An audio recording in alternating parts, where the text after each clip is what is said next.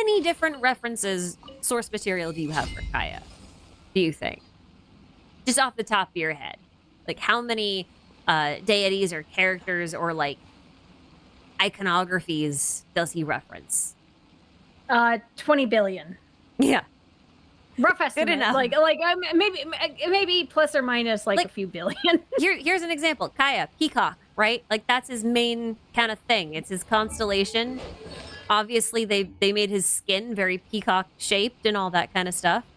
But, like, when you start to really dig into all of the things related to peacocks, you'll run into deities like Kartikeya, right? Very peacock deity. You'll run into peacock stage in alchemy. You'll run into all sorts of little things. Like, you'll run into Hera. I must admit, my main reason for this video being here is Ashikai's comment about Kaeya's references, majorly starting off with peacock. She mentioned Lord Kartikeya as being connected with peacocks, but I have another major connection. A deity widely known in Hinduism and who is always seen wearing a peacock feather, just like Kaeya in his new skin.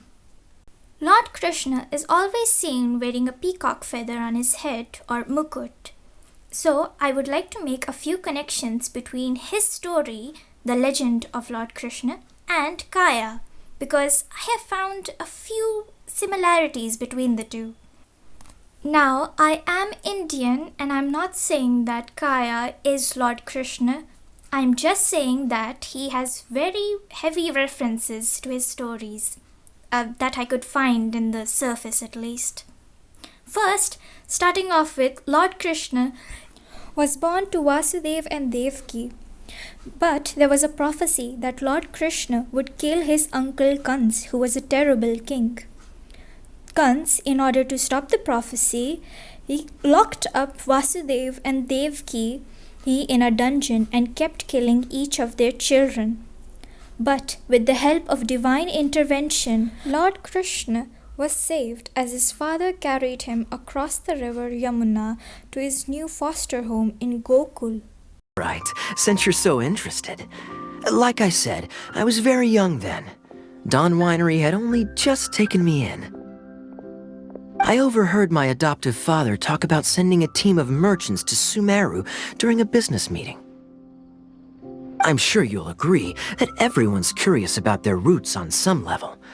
And my roots? They're in Conria, which is said to have been located deep underground, somewhere near Sumeru. A prince with royal blood left by his father for his protection. Also, Vasudev was aware of the prophecy of Lord Krishna coming to save them in the future, just as Kaeya's father mentioned him as being their only hope in the Windblume event.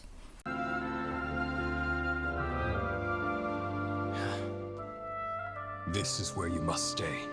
You are our only hope. Forgive me, Kaeya.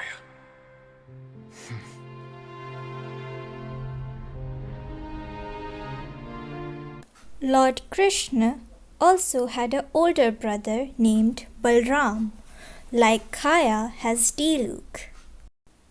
Once Lord Krishna grows up to be a youth, he slays Kans, fulfilling the prophecy and rescuing his parents. Now it is yet to be seen how Kaeya's story plays out, though Kaeya's hangout has him choosing his own fate, so maybe his story won't play out like the legend of Lord Krishna. Oh? Then so must it be. Yes, so must it be. I shall discard this intaglio and rid myself of the shackles of fate. The identity of Kans is yet to be theorized by me, but it has to be someone close and with a lot of power and authority. Now to Lord Kartikeya, I must admit I haven't delved deep into Kaeya lore, so most of these observations are pretty tertiary or surface level. Lord Kartikeya is the god of war, could possibly allude to Kaeya's position of being the cavalry captain, though Lord Krishna was also a charioteer for Prince Arjun in the Indian epic of Mahabharata. Also, in places, Kartikeya is referred to as being good-looking or charming, so Maybe Kaeya's appearance and charm has something to do with that. There's also Lord Kartikeya's connection of being raised is by some other gods, not his mother Parvati. Could be an adopted reference.